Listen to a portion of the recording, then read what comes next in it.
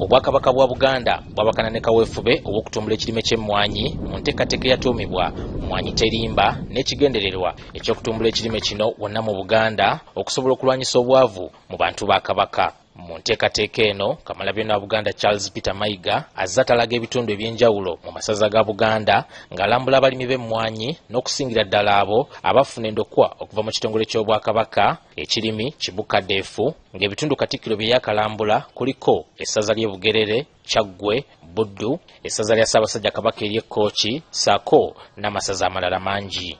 Olwaleero, Kamalabyonna wa Buganda Charles Peter Mayiga asinzidde mu kusaba okw'okwebaza Katonda olwa Dr. Godfrey Lusiba Ssebaggala okukuba emisomo oluku mu mutwe ng'onakuguse mu bya bulimi mu kutumbula n'okunoonyeza ebirime ebikunguddwa akatale mu ngeri ey'omutindo, era wano Katikkiro akinogaanyizza nti okuggyako ng'ebyobulimi bitumbuddwa y'engeri yokka omuntu gy'asobola okumatizamu bannayuganda nti olutalo olw'okubajja mu bwavu alukutteko. Tosobola kulwanyisa bwavu mu ngeri yonna ne bw'okola ki n'otuuka ku kyoyagala okuggyako ng'osoosowaza abasinga obungi be balimi be bali mu byalo.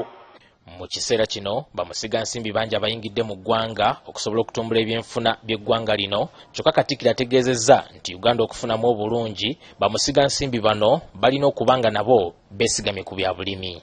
Era bwe tuba tunoonya bamusigansimbi ne bannamakolero, nze ndoza tusaana kunoonya abo abeekuusa ku bulimi, kubanga bw'otagoba bwavu mu balimi tosobola kugoba bwavu mu nsi eno. Ekyo timwerabiranga nti nakibagamba kuba ge mazima. Mu ngeri emu Katikkiro ayongeddeko nti ekisinze okuzingamya enkulaakulana mu mawanga ga Afrika be bakugu abawabula abakulembeze ku miramu egitasoboka mu ngeri ey'obwoleke, bw'atyo n'asoomooza abayivu bonna okuteeka obukugu bwabwe mu nkola. Bakozesa ebigambo ebizito, ebigambo gambo ebizito, police discourse babikozesa n'ebirala bwe bityo nga siyinza kulaba bwe bisobola kuyamba muntu wa bulijjo.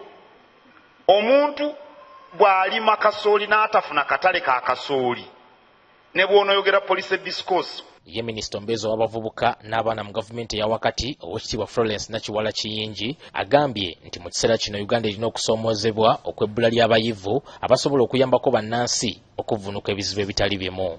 Nti tolinda ofiisi, tolinda nkoofiira, tolinda kitiibwa kyonna, wabula okubeera ow'omugaso, problem solver eri omuntu owa wansi. Omujaguza Dr. Godfrey Lusiba Ssebaggala mu kwogera kwe agambye nti ekyamuwaliriza okunona eddala lino erya PhD mu by'obulimi y'engeri bannayuganda gye bafiirwamu obutitimbe n'obutitimbe bw'ensimbi mu kiseera bwe bakungulira ebirime byabwe. Omulamwa gwange okulaba nti nno buli mulimi waali asobola okugatta ku kyayina n'akyongerako omutindo.